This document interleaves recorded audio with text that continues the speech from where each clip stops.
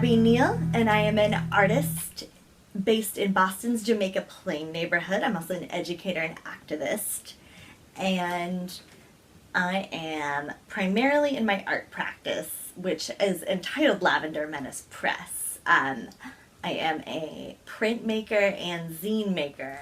My work covers a wide range of themes, predominantly addressing the relationship between nature and history and contemporary activism.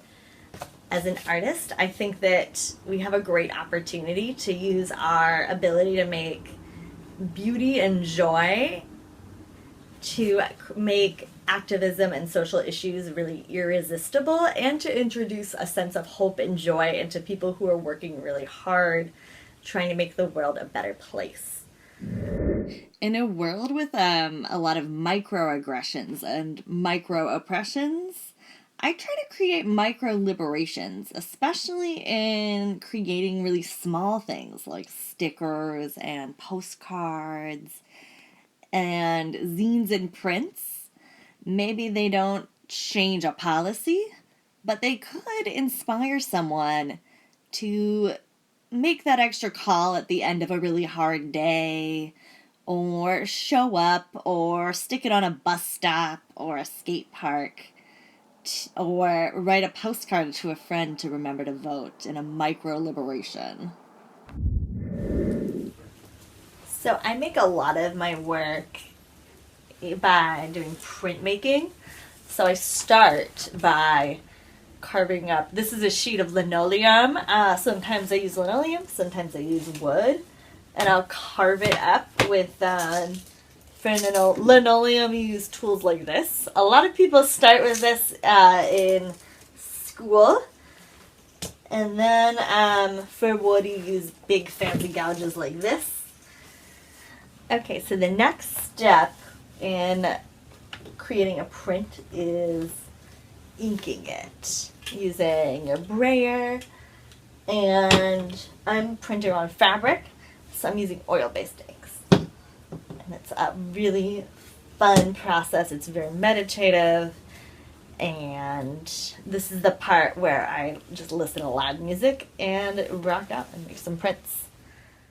The first work of art I ever sold was actually a print when I was a teenager I took a class at Lyme Art Association in Connecticut, where I was growing up, and it was a portrait of a dog done in lithography.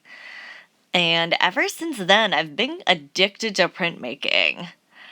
I love that I have the ability to reproduce images over and over again. The process is so meditative and essential to my mental health. And I love being able to create work that is widely accessible and spreadable to the people that I really want to nurture and support through my art. I really love that my work has ended up in social work offices and in school psychologists and school nurses' offices. That's amazing. And it means that I can create and distribute a lot of an image, which is great for activist messaging, or in this case, the raccoon messaging is more about mental health and reminding people to stay hopeful and practice self-care by scavenging for joy. I love raccoons because to me they're like very resourceful creatures. And I just can't help but smile at the kind of punk rock rebellion of a raccoon in evading our comfortable lives with their desire to bring chaos by eating our trash and what we discard. And I love that. And I also empathize with animals and people who kind of scavenge and discard or live with the detritus of other people. I relate to that a lot. And I think this image really connects to people who feel discarded or cast away. And I love that about this piece. But yeah, I want this to be, yes, it's a piece of art that you can hang in your house, but it can also be I don't know, like a patch on a denim jacket. And that would be amazing and cherished, a cherished piece of art as well.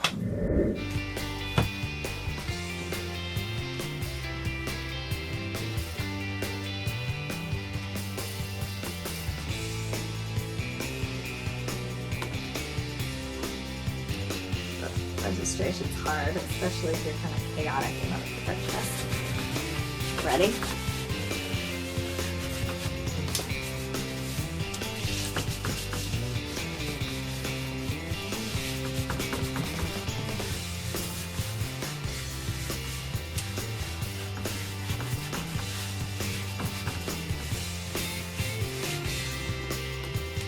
Ready?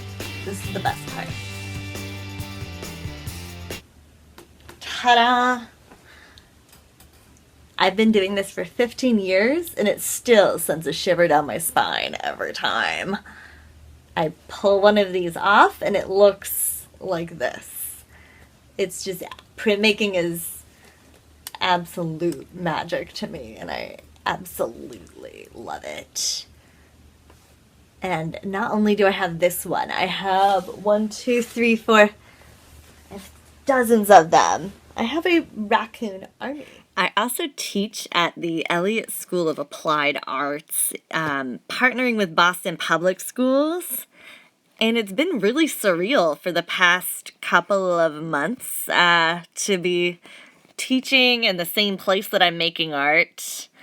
And I actually feel really lucky and grateful for teaching my students.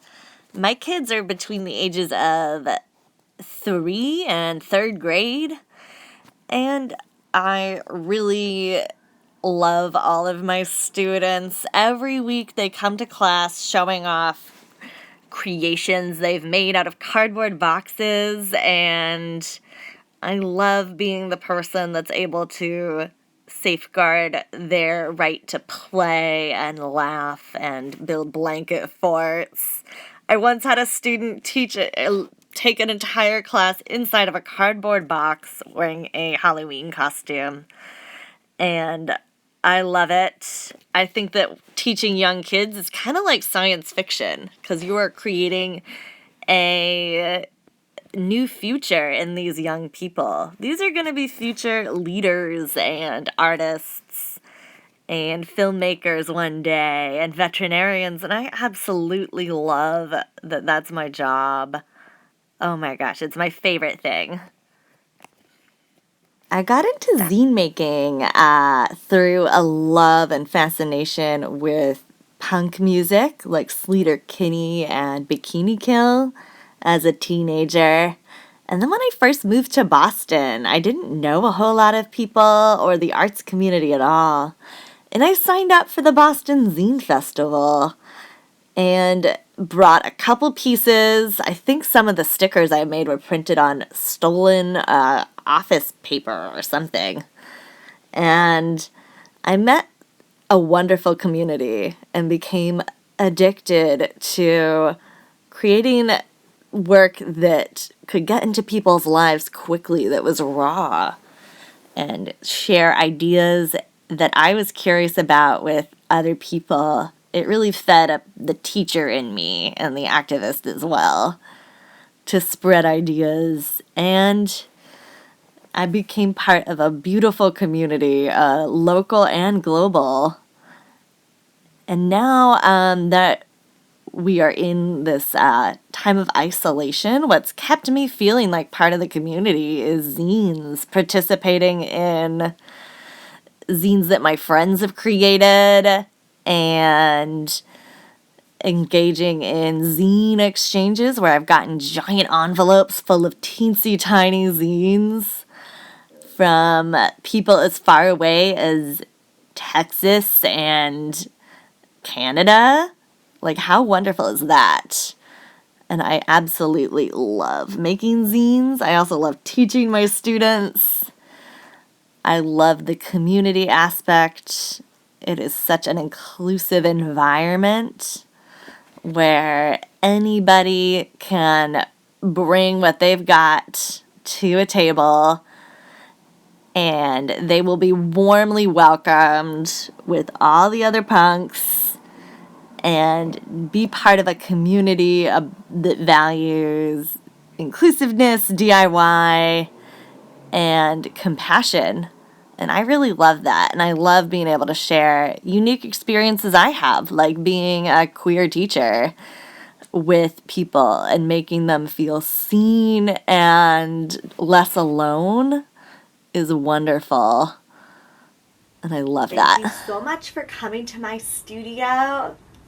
Please check out the other Fort Point artists, and you can find me on abbyneal.com or Lavender Menace Press on Etsy if you want more of my artwork.